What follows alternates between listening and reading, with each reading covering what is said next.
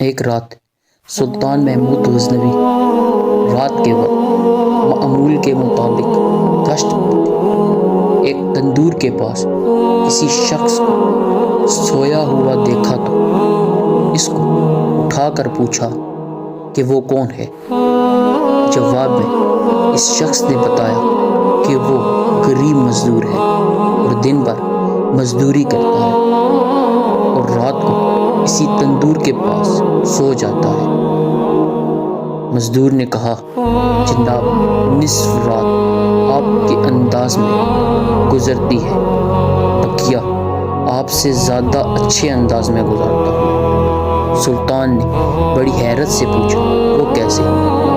جواب، جب تک تندور گرم رہتا ہے تو میں آپ کی جیسی نیند سے لطف اندوز ہوتا ہوں، اور جب تندور ٹھنڈا ہو جاتا ہے